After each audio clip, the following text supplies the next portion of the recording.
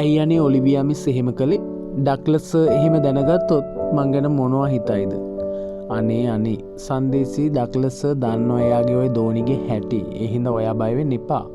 හරි මොනවද කළේ කියලා අපි බලමුකෝ. ඊට කලින් මාව subscribe කරලා bell එකත් click කරලා මාත් එක්ක එකතුලා ඉන්නකෝ හොඳ ළමයි වගේ. ඔව් ඔලිවියා දැන් සන්දේසි එක්ක ඉන්නේ නයි වෛරෙන්නේ. ඉතින් එයාගෙන් පලි ගන්න ඔලිවියා නොකරන දෙයක් නැති වේවි.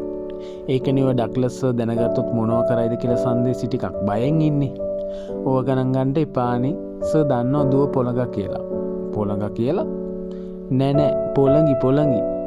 ඒක නෙවෙයි අද හවස පාක් එකට යමු කියලා. තිදැස් සන්දේසිගෙන් අහද්දි ඒකට එක්ක පයින් කැමති වෙච්ච සන්දේසි දැන් පාක් ගියාම මොනාද කරන්න හිතන් ඉන්නේ කියලානේ අහන්නේ. අනේ සන්දේසි කරන්නේ මොනාද කියලා බලන්න ඉතින් යන්නකෝ. කොහොම හරි සන්දේසිට නම් ඕන අයිස්ක්‍රීම් කන්නලු. තිදැස්ට එහෙම කියද්දි මතක් වුණේ එයාගේ අතීතේ ආත්මිත් එක්ක අයිස්ක්‍රීම් කාපු හැටි. ඔයත් කැමතිද අයිස්ක්‍රීම් කන්න? එහෙම කියලා කියවුනේ ඉබේටමනේ. ඇයි තව කවුද අයිස්ක්‍රීම් කන්න කැමති? ඕන් දැන් සන්දේසිට තියෙන ප්‍රශ්නේ. සන්දේසිගේ මේ ප්‍රශ්نين මග හැරලා යන්න නම් තිදැස්ට කොහෙත්ම බෑ. ඉතින් මේ ප්‍රශ්නට උත්තරේ දෙනකම්ම සන්දේසි එයාගේ බොස් තිදැස්ගේ කනින් මිරිකනවා දකින්න පුළුවන්. කොහොම හරි ඔන්න පාක් එකට ආව දෙන්නම ආදරෙන් වෙලීලා ගෙතිලා සුන්දර වාදරේ විදිති.